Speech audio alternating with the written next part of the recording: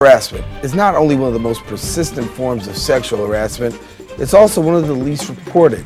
It's a crime that affects most women and members of the gay and lesbian community, and unfortunately in society, it's accepted because some say it's the price you pay for being a woman. The team at Hollaback are saying enough is enough, and they're using mobile technology to end street harassment and fight for women's rights. Here to talk more about Hollaback and their movement is lead blogger Violet Kattappa, and welcome to Open. Hi, very nice to be here. Thank you. Good to have you. Good to have you. So as we talk about the issue of, I want to say predators and those who are committing these violent acts, you guys have been very aggressive and also using social networking to really try to put an end to this. Exactly. And you mentioned, a lot of people feel that street harassment is the price you pay for being a woman. At Hollaback, we like to say the price you pay is taxes. Mm-hmm. In the city, we pay taxes. So we are using technology and the web to basically call out the bad behavior of a small subset of society who thinks that it's okay to catcall women in the streets, to whistle, to follow, to grope, and to do much worse things. Street harassment is not just about, complimenting a woman. It's not about courting. It's not about looking for a date. A lot of times the stories that we see are about men who've shouted things from their cars, who have shouted things from windows, who shout things as women are walking away. So there isn't really that purpose of actually interacting with the woman. It's more about silencing, shouting something, confusing her, intimidating. And our last guest was talking about physical violence in the schools and bullying. And street harassment is a form of bullying. It's sexualized bullying.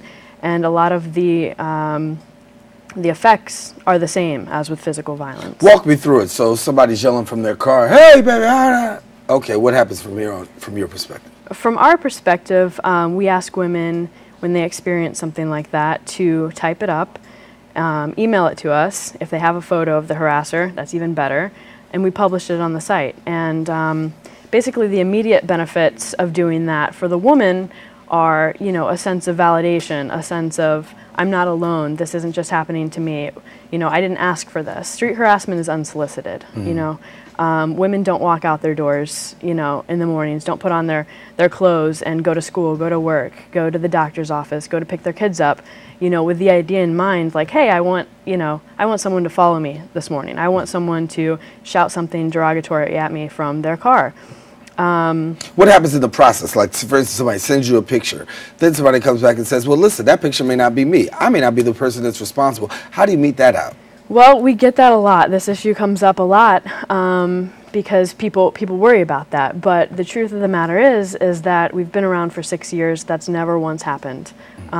We started out as a blog in 2005, and in the past year we've actually grown into a much larger movement. Hollaback is not the only organization working on this issue. There are hundreds and hundreds of individuals, organizations, schools, programs that are working to sort of bring this issue into the forefront of thought and public thought, and working to start a conversation about it and to get women talking about their experiences and talking about what it's like to be groped on the train, to witness, 5 men masturbating on the train in the span of a year or 2 years.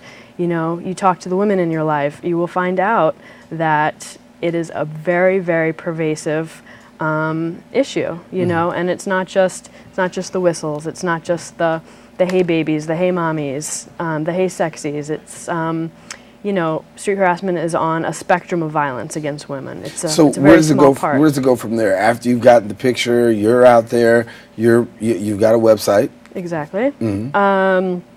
We've had a small number of arrests come about from photos, not just on our site, that have been published, and other women have come forward and said that's the same man that did this to me. Actually, Hollaback was inspired in 2005 by a woman who took a photo of a masturbator, published it on the front cover of, I think it was AM New York, and a lot of women came forward, and he was a restaurant owner in the city, an organic restaurant owner. So, you know, this starts a conversation. Politicians are talking about this.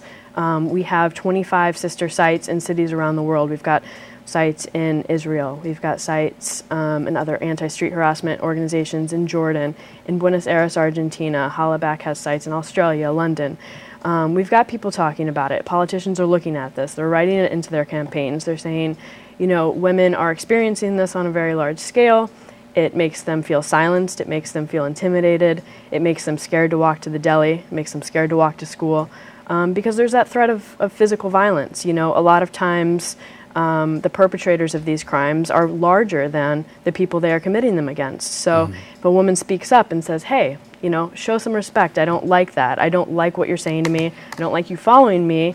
If that makes this man angry, you know, there's the threat of physical violence. There is the threat that it could escalate. Are you seeing in the people that you're posting on? Are you seeing them as being first-time offenders, repeat offenders? How's that coming? Well, we can only imagine that, you know, if someone's photo shows up on our site, it's not the first time that they've done this. There was a YouTube video in the fall that actually went viral of a woman named Nicola Briggs, who has since become a very outspoken promoter of the anti-street harassment movement, yelling at a man on the train who exposed himself to her. And he had actually set out from his house with a condom on and was flashing women on the train. And she sort of asked for help in apprehending this man on the train, blocking him from leaving the train. She called the police. The police arrested him. He actually served some time in jail. He was out on bail, and within a month, he had done the same thing, this time without the condom, with a styrofoam cup instead, and was arrested again, and he was actually deported, and this was just several months ago. And Nicola Briggs she's begun writing a blog for us. She has a weekly column on Hollaback, and she, since then, has gotten involved because she, you know, is realizing that this is part of a much larger issue.